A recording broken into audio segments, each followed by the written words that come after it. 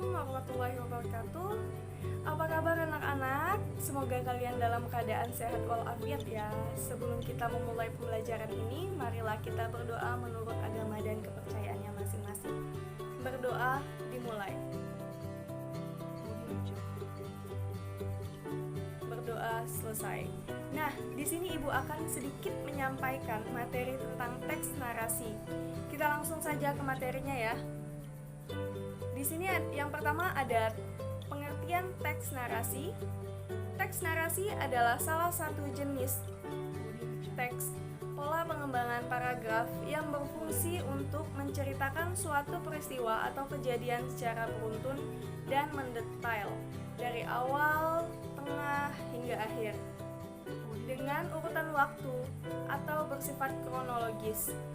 Teks narasi dapat berupa fiksi atau imajinasi maupun non-fiksi. Terdapat 3 hal utama dari teks narasi. Yang pertama ada tokoh, kedua kejadian, dan ketiga ada latar, ruang, atau waktu. Menurut Goris Keraf, dalam buku Argumentasi dan Narasi tahun 2010, teks narasi adalah suatu karangan cerita yang menyajikan serangkaian peristiwa kejadian. Menurut Remini tahun 2007, berpendapat teks narasi adalah bentuk tulisan yang bertujuan menyampaikan atau menceritakan rangkaian peristiwa atau pengalaman manusia berdasarkan perkembangan dari waktu ke waktu. Ada ciri-ciri teks narasi. Yang pertama, teks narasi berisi peristiwa baik nyata, imajinasi, maupun gabungan dari keduanya. Yang kedua, ada teks narasi terdiri atas beberapa paragraf yang setiap-tiap paragraf menitik beratkan pada perbuatan atau peristiwa sehingga berusaha untuk menampilkan apa yang terjadi. Ketiga, teks narasi disusun berdasarkan kronologi atau urutan waktu yang di dalamnya terdapat konflik agar menarik. Yang keempat, pada salah satu jenis teks narasi terdapat unsur amanat di dalamnya. Ada jenis-jenis teks narasi. Ada 4 jenis teks narasi sebagai berikut. Yang pertama ada teks narasi ekspositorik. Yang kedua, teks narasi artistik. Yang ketiga, teks narasi informatif. Yang keempat ada teks narasi sugestif. Mari kita bahas satu persatu jenis-jenis teks narasi. Yang pertama ada teks narasi ekspositorik. Adalah narasi yang mengisahkan serangkaian peristiwa, nyata, dan fakta. Kedua, teks narasi artistik adalah teks narasi yang mengisahkan suatu karangan bersifat imajinasi atau fiksi. Yang ketiga, teks narasi informatif adalah teks narasi yang memiliki sasaran penyampaian informasi secara tepat tentang suatu peristiwa. Yang keempat ada teks narasi sugestif adalah tulisan yang mengisahkan suatu hasil rekaan, khayalan, atau imajinasi penulisnya.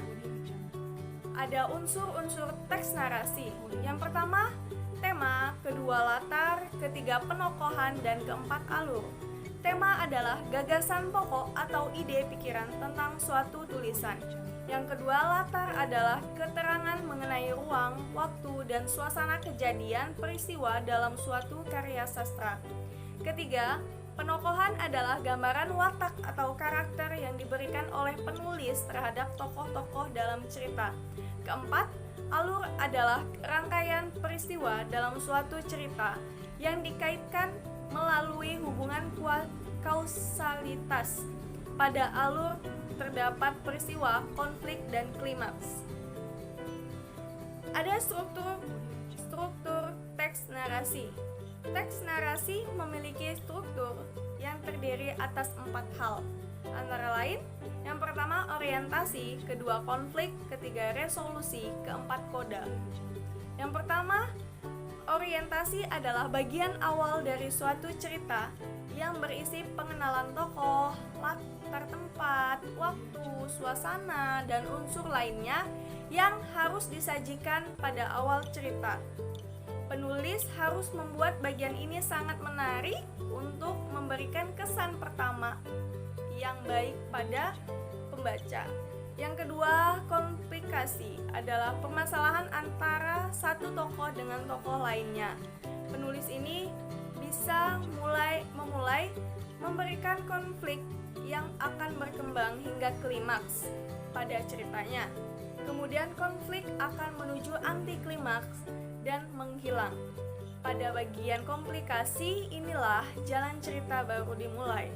Yang ketiga, resolusi adalah pemecahan masalah yang dihadapi para tokoh setelah memberikan konflik. Resolusi sangat penting dalam struktur teks jenis ini untuk menandakan konflik telah selesai dan cerita akan segera berakhir. Keempat, ada koda, adalah bagian terakhir teks yang berisi pesan atau pembelajaran untuk dipetik dari cerita tersebut. Pembaca mengenal bagian koda sebagai ending atau akhir sebuah cerita, sehingga penulis bisa memberikan akhir cerita yang bahagia, sedih, ataupun menggantung.